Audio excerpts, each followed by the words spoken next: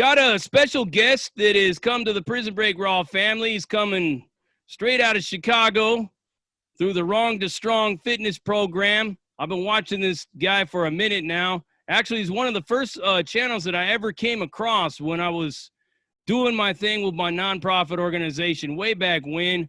One of the first videos that popped up was this gentleman right here, and he was taking a little tour through like where he had come from, where he had been, and who he's met along the way. So we kind of know how that whole system lays out, and we're just going to be chopping it up, man. And it's with pleasure to bring to all of you my boy JC, coming straight out of Chicago, Illinois, from Wrong to Strong. What's up, JC? What's up, brother? Thank you for having me, man. It means a lot. Well, when I first got out in 2013, I came home and I got into the fitness industry and all that, but I came out with a very selfish mentality. Still, it was about me making money, me, and I was still playing games with my PO. He would drug test me on Friday or Thursday, and I'd be getting high at night.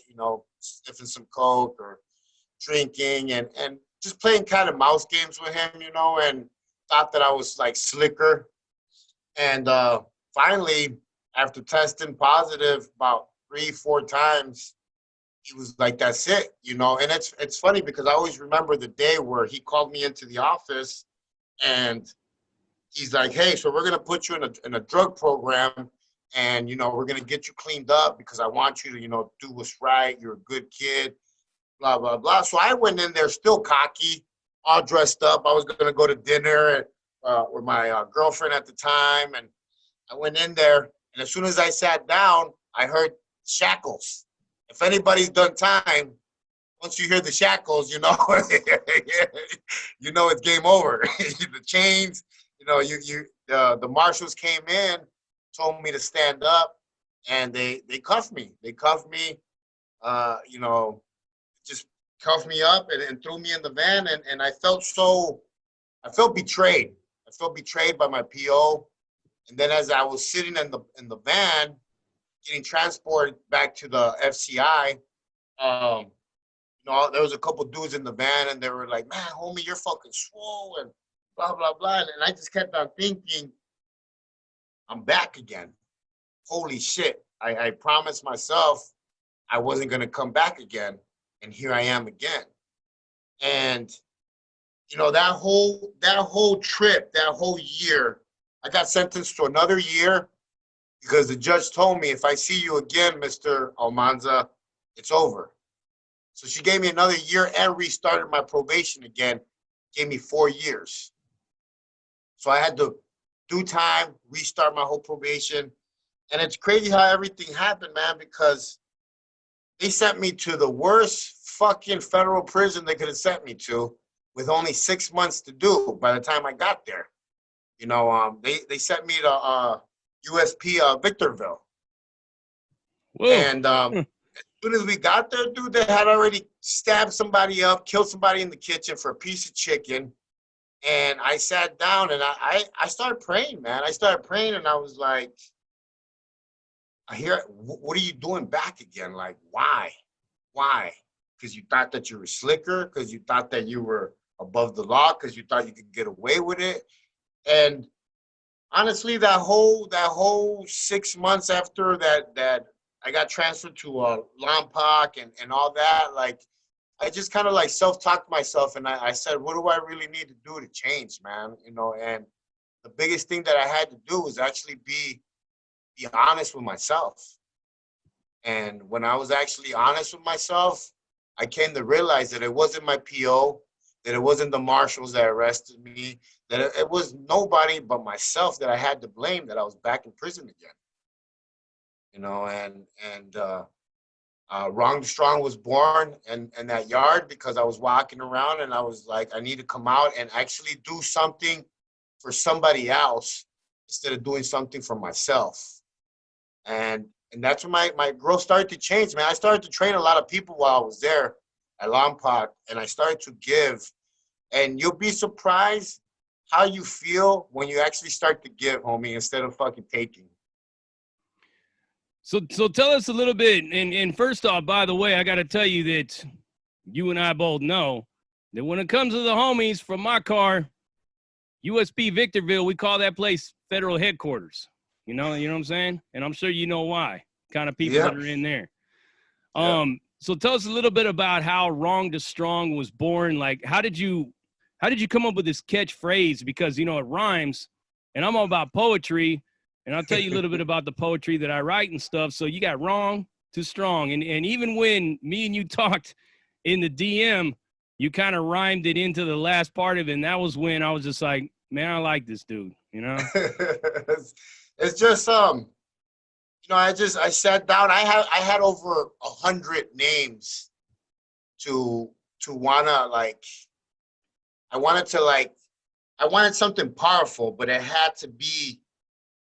write a lot of poetry also, you know what I mean? So it's like, I look at words, people, places, everything. Like, it has to all be one big, you know, it's like when you're in the dope game, it's how you package what you deliver that makes the sell. so it had to be something powerful that people would be like, had to turn their heads a second time to see what the fuck was going on. So I would walk the yard and I would just, you know, I'm a dreamer, man. I dream constantly. I imagine things. I've always been, you know, somewhere else. My wife makes fun of me because she's like, you're always talking about the universe and the stars. But it's just the way that I am.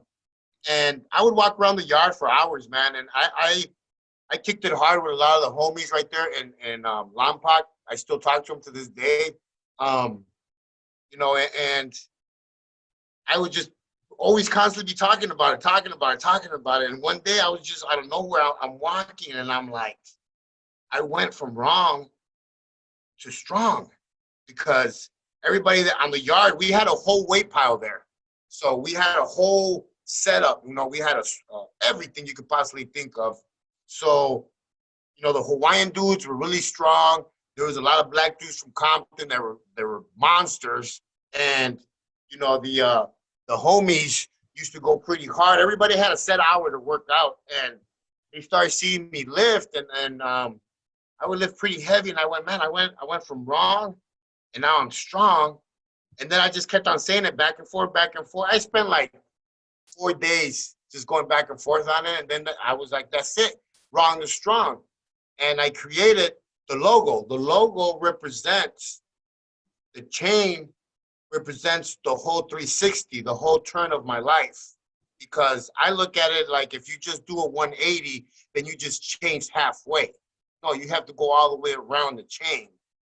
And the lock represents all the vices that I had, my drug addiction, my addiction to women, my, you know, the addiction to money, the way I couldn't change. The lock represented all that stuff. So everything has a meaning, man. My whole thing. I'm fucking crazy.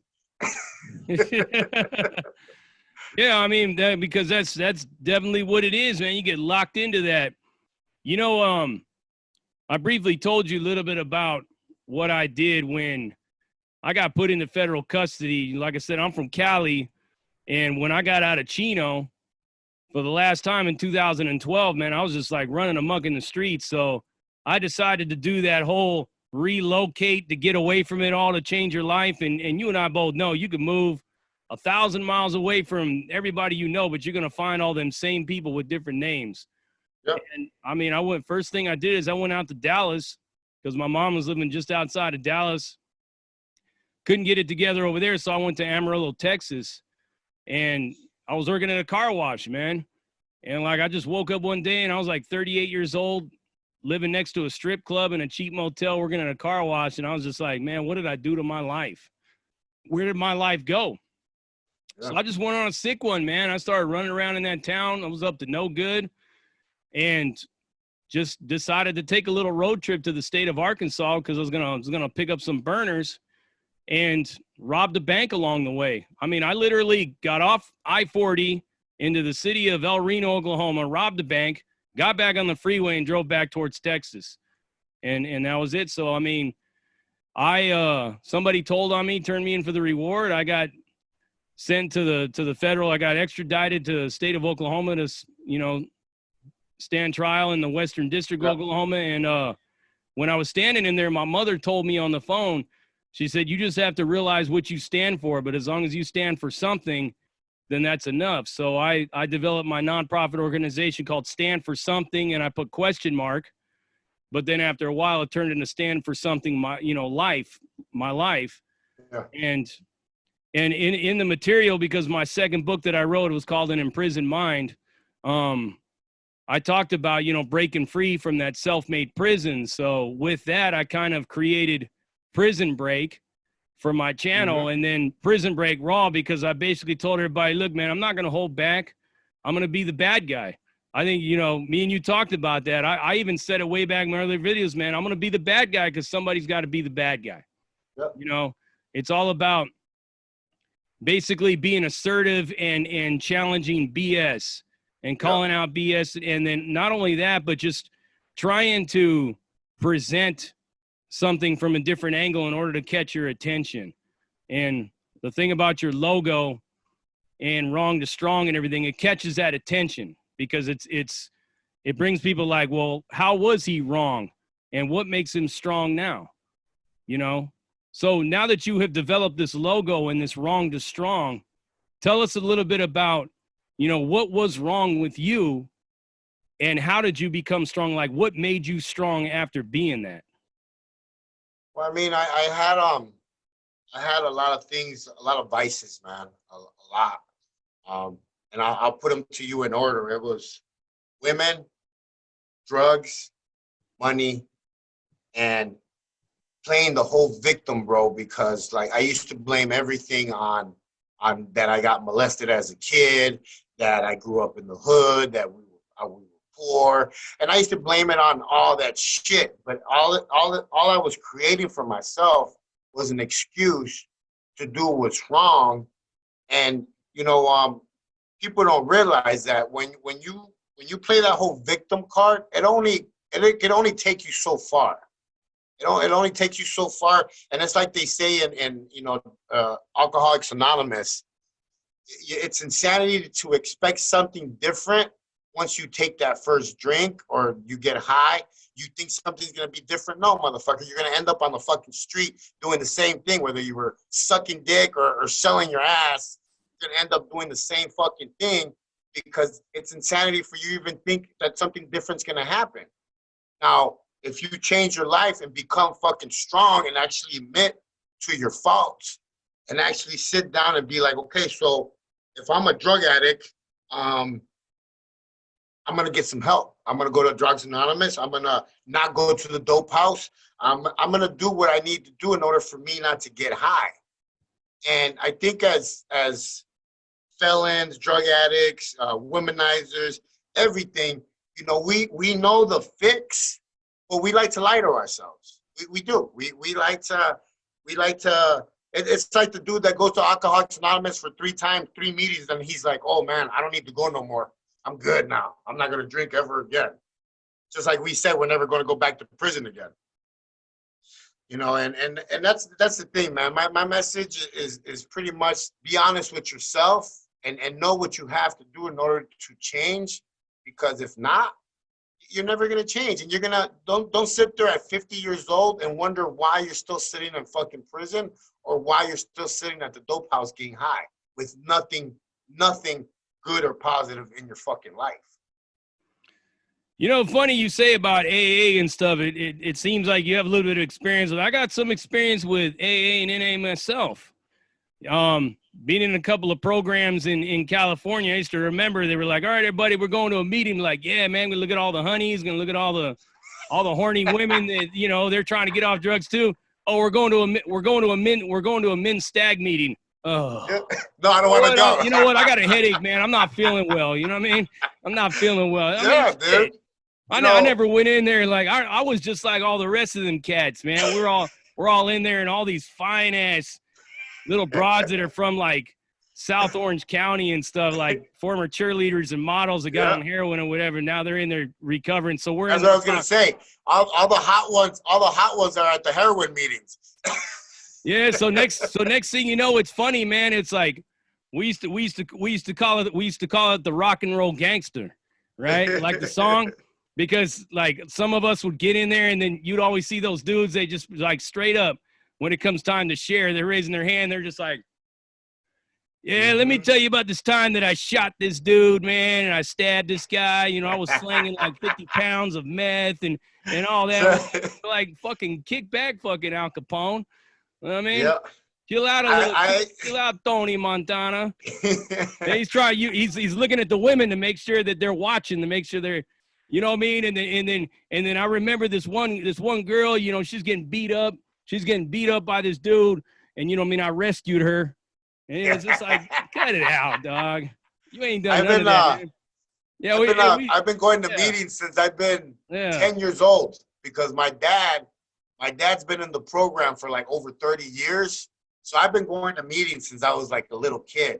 So I know all the bullshit. Everything you're saying is completely like dead on. It's who has the worst story, who sucked the most dick, who sold the most ass. Like all those stories, and it's what I'm saying. It's like who's the biggest victim? You know what I mean? And sad to say it, in those circles, that's what gets you that girl. But then you're in this toxic relationship where both of you are fucked up, and then you fuck up each other even worse because either one of you is not even ready to be with somebody because you don't even fucking love yourself. So how can you love somebody else? So, you know, yeah, I get it, but it's so funny that you say the heroin one because that's when everybody would like take a shower, get haircuts. You know, I lived in sober houses. I've lived in sober living. I've done everything under the book. And you know what's the one thing that changed me, JD? Being honest with myself. Exactly, man. Hey, that's the sum total of everything that I do, brother. Everything that I do, and the reason why, like, I come at the angle that I come at people with. And, like, you already recognized it because, I mean, the street and the real recognizes real, brother. And you've been in the streets. You've been running and gunning. I mean, you did a lot. I mean, you were out there. And so was I. And it's funny because, like, when we see other people, we just know that it's bullshit, right? And like for me, it's like the only thing that I want people to do is to be their authentic self. Just be your authentic self, bro. Your energy and everything sells itself, and it doesn't really matter what you do or where you're at in your life. You could be like a millionaire in spirit, like me. Man, when I first got out, brother, like I was grateful that I even got a job working as a dishwasher because nobody wanted to give me shit. Yeah. Literally, man. And I was washing those dishes in there, and I felt like, man, I felt like I was a billionaire. Yeah. You know? Yeah. There's one thing, JD, that I always tell these guys at the prison when I go over there and I talk to them. I always tell them like this: don't focus on everything you lost in 10 years because you've been down for 10 years. Oh, I lost this, I lost that, I lost this, I lost. Look at what you've gained in those 10 years. All the books you've read, the knowledge, the just everything. Like people don't realize that we always want to focus on what we don't have and actually see that what you do have, because at the end of the story, at the end, bro, there's 100 people doing worse than you. So it's like this. It's like, don't focus on what you don't have. Be happy for what you do have. And if you want more, work for it, motherfucker. Don't sit there and cry about it, but don't do nothing about it. It's like the dude that says, "Oh, I don't know how to write," but he's not taking a class to go learn. You know? Yeah. I mean, you've been in the halfway house. You've been in the federal halfway house as well. I mean, remember when I got this job working as a dishwasher? I was getting paid $10 an hour, and I was grateful because there were girls in that halfway house that were working at Dunkin' Donuts for like $7. You know? So I'm like, man, I'm winning. I'm already winning. And I remember there was a few dudes that couldn't get jobs. And I said, hey, man, we got two positions open for dishwashers. Well, how much do they pay? What does it matter, man? You need a job, right? He's like, well, I need to know. I'm like, it pays $10 an hour. Oh, that's not enough, man. I need to make 15 or something. Let me get the fuck out of here. You don't want a job. You don't want a job. You're looking for that immediate gratification. You know? Exactly. That's the same thing happened to me when I got to the halfway house. They have this job that's always hiring. It's at a wood company that makes wood those things where you put all the boxes. Pallets. It only pays $9 an hour. So when I got to the halfway house, I was like, sign me up. I'll go work right now. And I was going every day. And my bunkie, my roommate, was like, oh, I'm not going to work there for fucking $9 an hour, blah, blah, blah. One time I came home, he's like, hey, can you borrow me $10 for a pack of cigarettes? I was like, no, motherfucker. Go work. Get your own shit. You don't want to work for $9 an hour, but you have a cigarette vice. I was like, nah, I'm good, dude. I'm not giving you my fucking hard-earned money because you want to sit. I don't understand how you want to sit locked up in a room when you've been locked up in a prison. Instead, you could be outside, fresh air, working and making money. I don't understand. It's like hustling backwards. Exactly. It doesn't make any sense to me, man. You know? But it is what it is, man. And, I don't judge nobody. I just give them my peace of mind. And I always tell them, only thing I can do is lead by example and do what I say. And, I always tell my clients, I'll never make you do something I can't do. And that's just the way that I am, man. I got a confession to make. So you've been doing this YouTube thing for a little bit longer, a lot longer than me.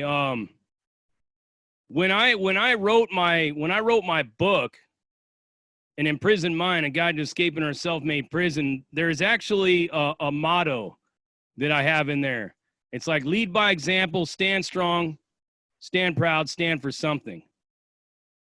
And it's funny that you say that, man, because it's just like your whole push forward is almost identical to mine. That's why I said we got a lot of similarities, It's all about that no holds barred, no, non-bullshit, no sugarcoating, nothing, man. Just be your authentic self. That's all you got to do is just be you. Yeah. I mean, nothing else matters, Nothing else matters, bro. It's just, what happens when you're doing what's right and moving forward and doing what's right, it's you'll pick up a couple of people along the way, but you'll also drop off a couple of people along the way because the truth always comes out. And the thing is that, some people, like I did a little story on my Instagram the other day. Most people ask me, how they think that this just happened overnight. They think that my channel just, grew overnight. They think that my Instagram just grew. They think that I went from, because they see me now, I only work about 2 to 3 hours a day now at the gym, and I train myself most of the time. But they don't see that 2 years ago, I was working 18-hour days. I was working 19-hour days where I would barely sleep. I would be back at the gym working. I was working security on the weekends. I did all these things to be able to afford what I have now. I didn't just, cop out and be mad at the world and be like, oh, well, back in the day when I was selling kilos, I used to have this Maserati and chinchilla coats, and look at me now. And oh, motherfucker, I walked to work for a year in the dead fucking summer. I did what I had to do to get to where I'm at, and I don't know if you've seen it on my stories. I posted a little blog about how I'm gonna upgrade to a Hellcat instead of the Scat Pack that I have now. The Hellcat being a $98,000 car. And some dude wrote on there, oh, you're just fucking talking shit about what you have and showing off and blah, blah. I was like, no, motherfucker. And it's really hard sometimes to hold back, JD, on these messages. It's really hard sometimes. I try to the most I can and be respectful, but sometimes it just gets a little bit out of hand. And, it's really it's really cool for you to be really hard behind that screen and behind that keyboard, because I guarantee you, if you see me out in public, I don't think you would come up to me and tell me that. But I seriously doubt it. You know, the funny thing about me is like sometimes with these comments, like I never let them get to me, but I laugh about them. I mean, it gets. I'll tell you what, honestly, and nobody could say anything different. It does irritate to some degree. You know, I mean, it's because we're human beings. You know, we're human beings. We have feelings. We have emotions. You know, we have attachments to things in this world. well, I just comment back to that dude, and I told him, you know what? No, I'm not boasting about what I have. I'm actually just telling you that hard work does pay off. It does pay off because I've earned every single thing that I have now through good old hard work and putting in the hours and doing what I have to do and doing what's right. Because I waited until I got my license. I didn't drive without a license this time. I waited and got my breathalyzer. I paid all my DUI fines. I did everything I had to do, my child support payments. I did everything that I needed to do this time to be that law-abiding citizen that I never thought I could be, because my mind was so in the fucking Stone Age that, I never thought that I would be where I'm at. But I look at myself now and I'm like, fuck, man, it's not that fucking hard. It's not. We make it hard because we really don't want to change. And that's the truth. Exactly right, man. Let me rewind all the way in time for you a little bit, and then if this topic is off limits, then please let me know. You said something a few minutes back that I never knew about you. You said that you had been sexually abused as a child. Yeah. I mean, do you share that? Do you talk about that experience at all? Oh yeah, it's one of the things that has impacted my channel the most.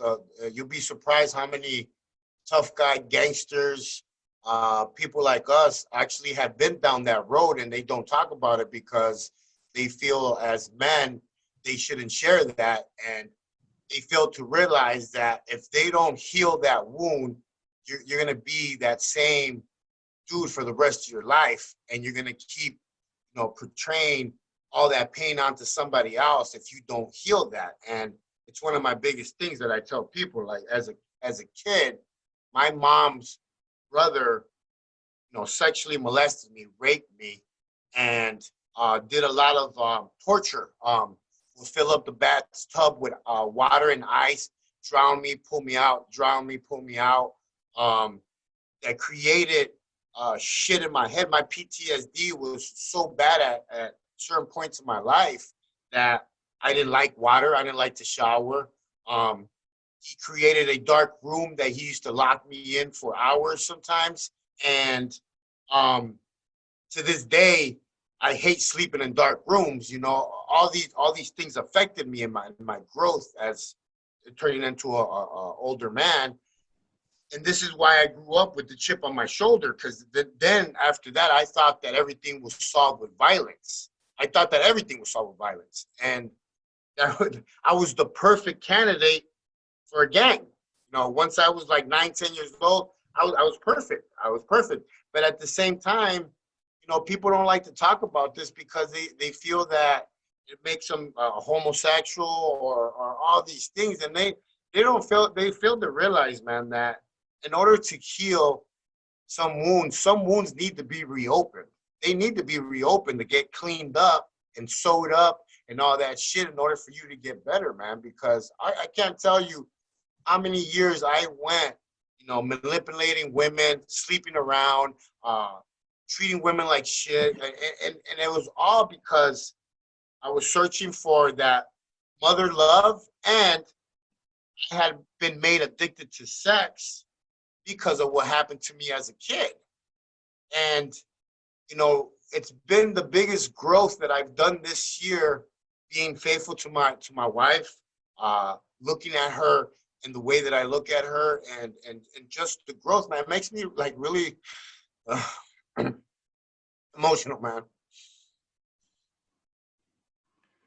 It's all right, man. I'm almost getting emotional with you. It's just, yeah, I love you though, brother, man. I'm glad, you know what I mean. I'm glad that you're strong enough to share that. So I'm gonna share something with you.